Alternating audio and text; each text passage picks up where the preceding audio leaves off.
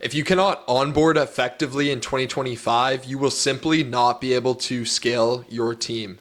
I am a developer at WorkZoom. I've been a developer for the past 3 years, and I've been able to see firsthand what leading North American organizations are doing to onboard their team. These are organizations anywhere from 50 people to 1,500 people, so quite a variance in size. But essentially, what's been done here is I have cherry-picked all the best practices that I've seen firsthand and built them into a cohesive timeline to bring new hires on in a meaningful way. Now, what this will do is it will ensure that new hires are both performant and culturally adapted to your organization within their first 90 days of working with you. So this timeline here covers everything that needs to be done from pre-boarding all the way through to the completion of their first 90 days with your organization. Now, just to preface, you don't need a fancy all-in-one people management solution like WorkZoom with all the bells and whistles. These practices can be done in a manual process. All that's going to happen is it's just going to take more time and effort on your end. Now, before we dive into the actual blueprint and the steps of the process, I'd love to cover what you actually have to gain by improving your onboarding processes. So if you don't live under a rock, you understand that there's a lot of administrative time needed to bring people onto your organization.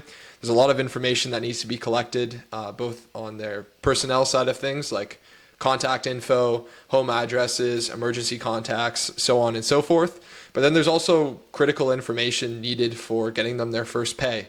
So things like bank deposit information, maybe a void check so that your payroll team can verify the information provided. And then on top of that, once you have their address, you're also going to need to make sure that you collect and have completed the proper federal and regional tax forms. Now, on top of all this information that needs to be collected, all these compliance checkboxes that you have to check off, as well as all this data you have to organize, you're also going to be building your employer brand reputation with this person. When someone joins your organization, they're going to be judging you as well. And what they're going to be judging is for if they see themselves staying with the organization for the short term, so the next 2 to 3 years, or if they could see themselves settling down and being with your organization more long term, so maybe 10 to 20 years into the future. And what this does is if you have people staying with your organization for longer, then you're going to have less employee turnover, and that's going to save you costs when it comes to recruiting. Now, when someone's getting onboarded to a new position, it's a new job that they have to learn. So it's going to take them time and training to get used to this new job. On top of that, there's also going to be peers and their manager who are going to be investing time into them to get them up to speed, both when it comes to the responsibilities of their new role, as well as getting used to the culture of the new organization that they've just joined. So this is obviously going to cost people time, which inherently costs money. Lastly, we also want to be able to have systems in place for filtering out any bad apples that made it through the recruitment process. So people who might have slipped through the cracks that maybe aren't going to fill the role as well as we wish they would, for example. So that covers what you have to gain. Let's actually dive into the onboarding process now. Now, what we're going to look at first is what can be done before the person actually starts their first day with your organization. Now, the easiest way to do this is using some form of workflow on a software solution. And what this workflow will do is it will collect any information needed for their personnel, their payroll, any sort of benefit enrollments, as well as any other information. It will provide any sort of documents that are needed to meet compliance standards. And then lastly, it will orientate them to the team, their work site, as well as any sort of workplace safety standards that you might have. So diving into the info collection, we've already talked about personnel information and emergency contacts, and we also covered the payroll side of things as well. One thing I didn't mention is that if you have a software solution in place, the software will allow you to have these documents completed online, so you don't have to print them off and have them signed in person during the person's initial week. And the other thing that the software will automate is providing the right tax documentation to the right people based on their location. On top of that, they're going to be able to enroll in benefits. So we're going to need to know their family situation, whether they're married, whether they have kids, so on and so forth. And then they're also going to need to be able to enroll in the various different benefit plans that your organization offers. Now, on top of that, there's a lot of other miscellaneous information that needs to be collected and stored. Things like if they got a laptop or a phone when they joined the organization so that the IT team can keep track of that. If someone ends up departing from your organization and it's not in the contract for them to keep the laptop or the phone they were provided, you want to make sure you are collecting that accordingly and they're not taking any sort of souvenirs home. There's also some other information that would have been collected during the recruiting process. If you're recruiting and your onboarding systems are either in the same platform or they can communicate together, you can have information that you collected like work history, references, education records, and so on and so forth. Oh, also certifications, I forgot to mention. And you can have that actually flow through to where you store all of your people data and information, whether that's in an HR platform or that's just stored in like an Excel sheet, for example. So we've collected some information. Now there are documents that we need to provide from a compliance standpoint. Also, for the record, I will be providing this whole blueprint in the description below of the video so that you can download it and use it as a reference whenever you'd like or however you'd like. Now, from a compliance perspective of things, there's likely a company handbook that needs to be provided. If you have a software solution, you can include that in your workflow and you can provide it digitally. But if you need to provide it in person, you got to make sure that you print out the pages needed to put together the handbook and you provide it accordingly on the person's first day or during their first week. Now, on top of that, there's also sometimes legal documents or pages that need to be provided based on your local jurisdictions. In the province of Ontario that I am in, there's a specific like Workplace Standards Act form that needs to be provided. So you can automate that as well, or you can just make a checklist so that that is provided on the person's first day. On top of that, there's also going to be global workplace laws that need to be followed. So you want to make sure that you have conditioned for this in your onboarding process and that you have a checklist to make sure that all these things are completed and collected. Some of this has been taken care of above. For example, a lot of this is relating to the payroll, personnel information, as well as benefits. But there's also some other information that's important as well. On top of the compliance side of things, lastly, I'm going to finish off with orientation. So one thing that is very common for organizations to do is to kick things off with an introduction video that gets shared, whether that's made by the CEO of the company or the president, or if it's made by the HR team. This is a great way to give them a warm welcome to your organization and get them excited for their first day. On top of that, another cool thing that you can do with clever software automation is you can make videos that are giving tours of each specific maybe office or work site. And based on the work site that the person is assigned, their onboarding workflow will provide the video tour of that work site. Now, if you don't use software for this process, I'd recommend having the manager or their peer mentor give them a tour of the work site when they arrive for their first day. Lastly, workplace safety videos are very common in blue-collar sort of industries, so you can provide that accordingly. This is also kind of related to compliance as well, I guess, based on my last point, but this will probably sit in between. During their initial week, we want to focus on getting them adjusted to both their role as well as the culture of the organization, and we want to avoid as much info collection and document completion as possible.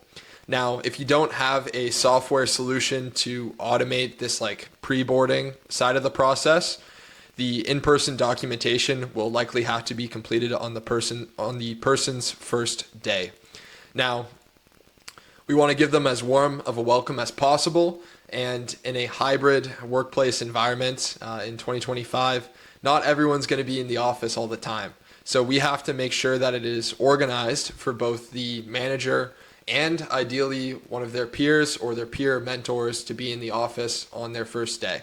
And what this will allow us to do is have any sort of manager discussions be conducted, They can get introduced to their workplace or their desk or wherever they're going to be kind of working. They can get a tour of the office if they haven't had one yet. And if they have some form of like welcome kit, or if they're going to be getting any sort of like company clothing or company gear, I guess, they can get that given to them as well.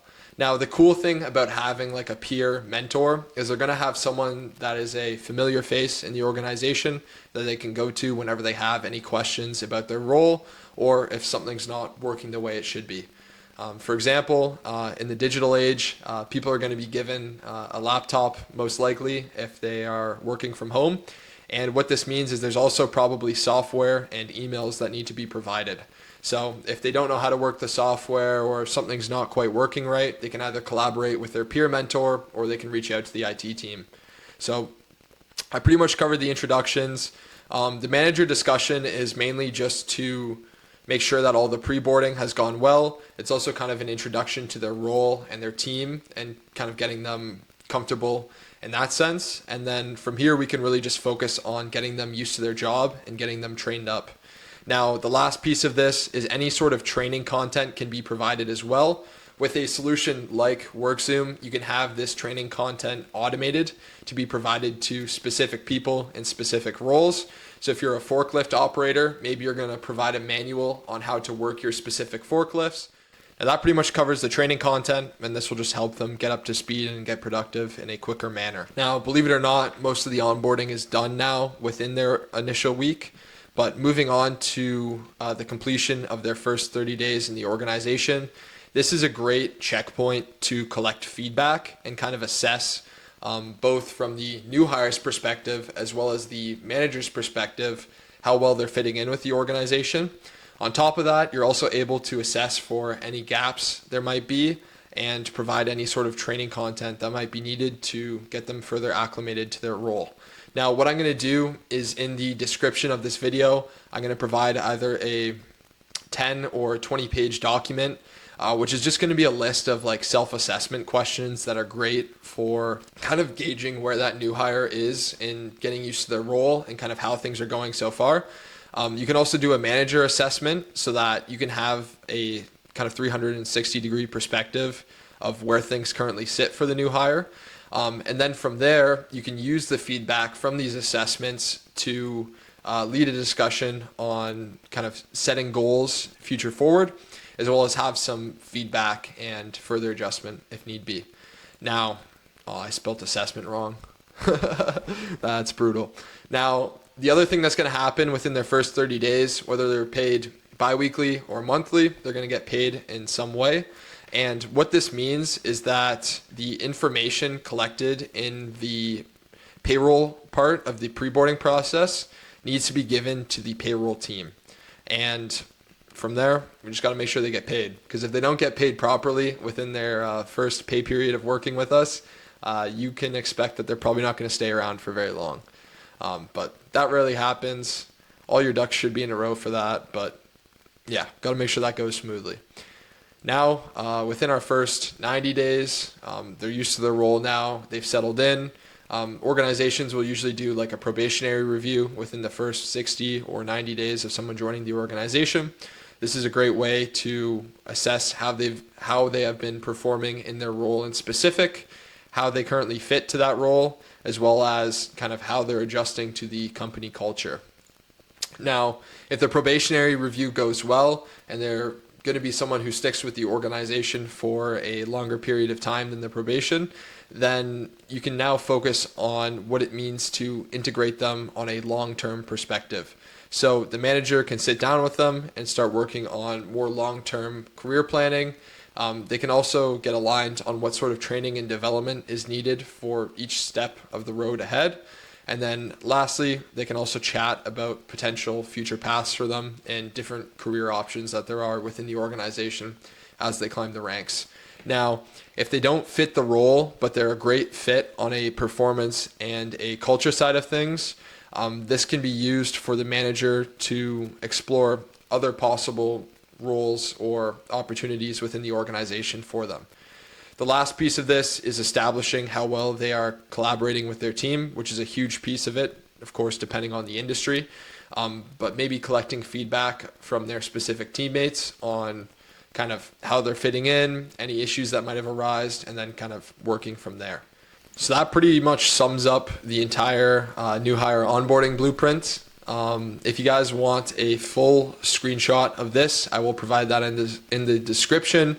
I will also provide a template for the 30-day self-assessment, and then I'll also probably provide a template for the 60 or 90-day probationary review. And this will just be a set of questions that you can send to the employee through an assessment or through a physical paper copy for them to complete. Now, if you've gotten value from this video, make sure to leave a like. And if you want more content like this relating to HR, payroll, and workforce management, make sure you subscribe. If you'd like to see how WorkZoom can automate your entire onboarding process, I will also provide a meeting link in the description.